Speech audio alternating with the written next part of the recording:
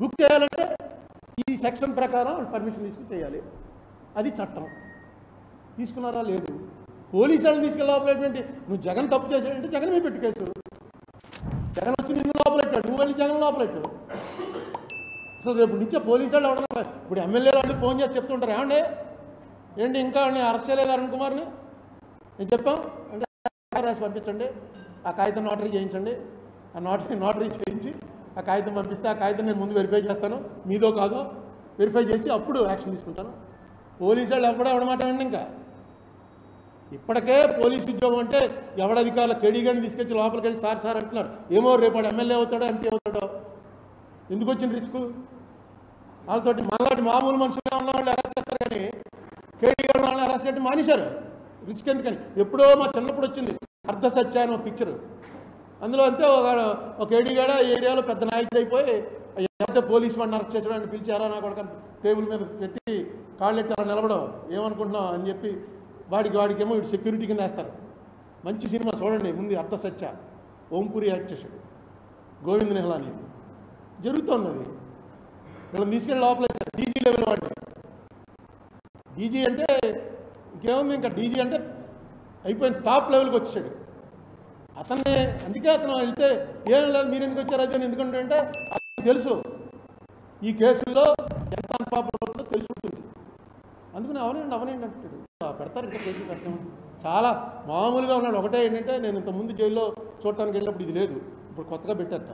ఈ సినిమాల్లో చూపించినట్టు ఒక పెద్ద మెష్ వెనకాల ఆయన ఉంటాడు, యువతలో మనం ఉంటాం, అక్కడేమో సీసీ కెమెరా ఉంటుంది. నిజంగా నేను ఇంతకుముందు మాటిమాటికి జైలుకి వెళ్ళేవాళ్ళం. ఉత్తినే ఏదో గొడవ చేయడం జైలుకి పోవటం. రామ్మోహన్ అయితే ఎమ్మెల్యేగా ఉండి కూడా జైలుకి పోతుండేవాడు. లోపల హాయిగా ఉంటుందిరా అని ఏదో పాత కేసు వారెంట్ ఇచ్చేసి ఎన్బిడబ్ల్యూ పెట్టించుకోవడం పోవడం. ఇలా ఎప్పుడూ లేదు. సరే తీసుకెళ్ళారు, డీజీనే తీసుకెళ్ళి లోపల పెట్టారు. సరే రేపు పొద్దున్న నుంచి దాంట్లో మొత్తం డిఎస్పీలు ఎస్పీలు వీళ్ళందరూ ఉన్నారు, పోలీసులు అందరూ. ఇది పూర్తిగా నాకు తెలుసున్నటువంటి లా ప్రకారం చూస్తే అసలు ఆ కేసు ఏమైంది? అసలు వాడు ఎవడైతే రేప్ చేశాడో వాడిని ఏం చేశారు? ఈవిడ ఇక్కడ జైల్లో ఉండగా కేసు అక్కడ కొట్టేస్తే అది చెల్లదు. వీడు వెళ్ళి చెప్తుంది, వాళ్ళు పోలీసులు చెప్పాలి, ఆవిడ లేదు. ఎందుకంటే బొంబాయి పోలీసులే అరెస్ట్ చేసే అప్పచెప్పారు, వీళ్ళు వెళ్ళి అరెస్ట్ చేయడం లేదు. అక్కడికి వెళ్ళి బొంబాయి పోలీసులకి వారెంట్ పట్టుకెళ్ళి ఇస్తారు, బొంబాయి పోలీసులు అరెస్ట్ చేసి వాళ్ళకి అప్పచెప్తారు. అందులో ప్రొసీజర్లో ఏమన్నా ల్యాప్సెస్ వస్తే పోలీసు వాళ్ళ మీద మెమోలు ఇస్తారు. అరెస్ట్ చేసి లోపలటువంటి తేలని కేసు. ఆ కేసు తేలిపోయి ఆ కంప్లైంట్ ఇచ్చినటువంటి అమ్మాయి మీద కంప్లైంట్ ఇచ్చినవాడు అంతా కూడా తప్పే అని తేలినా రివర్స్ ప్రాసిక్యూషన్ ఉండదు. దానికి మళ్ళీ సివిల్ లా ఆఫ్ కార్ట్స్లో ఉంటుంది. కాంపన్సేషన్ క్లెయిమ్ చేసి వాళ్ళ దగ్గర వసూలు చేయొచ్చు పోలీసుల్ని అందరి మీద. అప్పుడు కేసు పెట్టచ్చు. ఇంకో విచిత్రం ఏంటంటే పోలీసులు కాన్స్పిరసీ చేసేస్తా. పోలీస్ స్టేషన్లో పోలీసు కుట్రా రోజు వాళ్ళకి కూర్చొని చేసే పని ఏంటంటే ఎస్పీలు డిఎస్పీలు అందరూ ఎందుకు స్టేషన్లో కానిస్టేబుల్స్ వీళ్ళు సరిపోరా?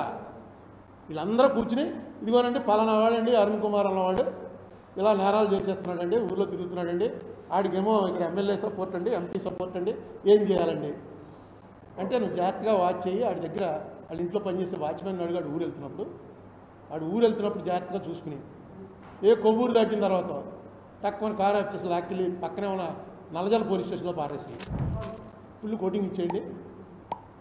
నల్లజల పోలీస్ స్టేషన్లో కంప్లైంట్ ఎవరి దగ్గర తీసుకో కారు గుద్దేసిపోయిందని మనం తీసేటప్పటికి ఎమ్మెల్యే గారు ఎంపీ గారు ఫోన్ చేసినప్పుడు వదిలేదు వాళ్ళు ఎవరో తెలియదండి అని.